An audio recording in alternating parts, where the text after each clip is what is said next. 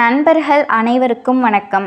நண்பர்களே, உங்கள் வாழ்க்கையில் சில விஷயங்களை கெட்டியாக பிடிச்சிக்கிட்டு அதை விட முடியாமல் தவிக்கிறீங்களா?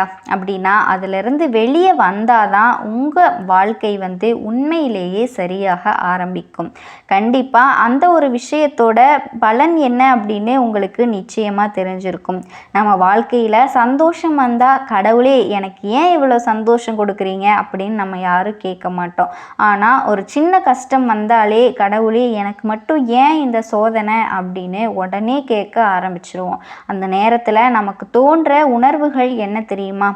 எல்லாம் முடிஞ்சு விட்டது அப்படின்னு தான் நம்ம யோசிப்போம். ஆனால் இட்ஸ் நாட் ட்ரூ. சரிங்களா? எல்லாமே முடிஞ்சிருச்சு அப்படின்னு நீங்கள் ஏன் நினைக்கிறீங்க? அப்போ யார் உண்மையானவர்கள் அப்படின்னு யோசிப்போம் இல்லையா? அப்படி யோசிக்கும் பொழுது நம்மளை அறியாமலேயே நமக்கு ஒரு தெளிவு வரும். எல்லா கேள்விகளுக்கும் பதில் சொல்ல வாழ்க்கை நமக்கு அனுப்புகிற ஆசிரியர் தான் கஷ்டம். பழைய காயங்களையும் ஏமாற்றங்களையும் கெட்டியாக பிடிச்சிக்கிட்டு நம்ம மனசில் சந்தோஷங்களுக்கு இடமில்லாமல் மாற்றிட்டோம். ஆனால் இன்றைக்கி அந்த பாரத்தை நம்ம இறக்கி வைக்க போகிறோம் அப்படின்னு நீங்கள் உங்கள் மனசுக்குள்ளே நினைக்கணும். ஜேர்னி டு பாசிட்டிவ் அப்படின்னு யோசிங்க. நம்ம ஏன் கடந்த காலத்தை விட மறுக்கிறோம்? எதுக்காக நம்ம கடந்த காலத்தை விடுறதுக்கு மறுக்கிறோம்? 2 துறவிகள் ஒரு ஆற்றை கடக்க காத்துக்கிட்டு இருந்தாங்க. அப்போது ஒரு விஷயம் நடக்குது.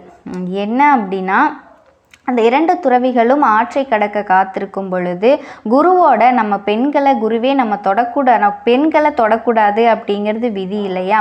அதனால் மகனே, நான் அந்த பெண்ணை ஆற்றின் ஓரத்திலே இறக்கி விட்டேன். ஆனால் இன்னும் அவளை உன் மனதிற்குள் நீ சுமந்து கொண்டிருக்கின்றாய். நண்பர்களே, நம் வாழ்க்கையிலேயும் இதே தான் நடக்கின்றது. சில சம்பவங்கள் பல வருடங்களுக்கு முன்னாடியே முடிஞ்சு போயிருக்கும். ஆனால் நம்ம இன்னும் அதை நம்ம மனசுக்குள்ளேயே சுமந்துட்டு இருக்கோம். இப்போது சுமைகளின் உண்மையான பாரம் என்னன்னு பார்க்கலாமா?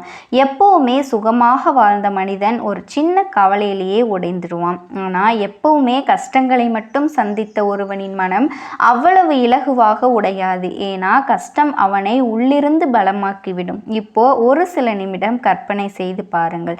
உங்களிடம் ஒரு பை இருக்கிறது என்று வைத்துக்கொள்வோம். யாராவது உங்களை திட்டினால் அந்த பையில் ஒரு கல்லை போடுகின்றீர்கள். யாராவது உங்களை ஏமாற்றினால் இன்னும் ஒரு பெரிய கல்லை போடுகின்றீர்கள். இப்படி ஒவ்வொரு கல்லையும் அந்த பையில் சேர்த்து கொண்டே போகின்றது. இப்பொழுது சொல்லுங்கள், அந்த பையை சுமந்து கொண்டு உங்களால் வேகமாக ஓட முடியுமா? முடியாது அல்லவா?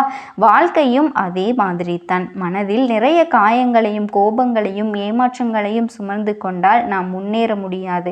அதனால் இப்பொழுது நீங்கள் செய்ய வேண்டியது ஒரே ஒரு விஷயம்தான். மன்னிக்க கற்றுக்கொள்ள வேண்டும். ஆனால் எதையும் நினைவில் வைத்து கொள்ளுங்கள். மன்னிப்பு என்பது மற்றவர்களுக்கு நீங்கள் செய்யும் உதவி அல்ல. அது உங்கள் மனதில் இருக்கும் பாரங்களை ஒவ்வொன்றாக கீழே இறக்கி வைக்கும் ஒரு வாய்ப்பு. இதை புரிந்து கொண்டால் இப்பொழுது உங்களிடம் இருக்கும் வெறும் கைகளின் வலிமை என்ன என்பதை பார்க்கலாம். ஒரு கஷ்டம் வந்தால் நிச்சயம் அதோடு சேர்ந்து ஒரு வாய்ப்பும் வரும்.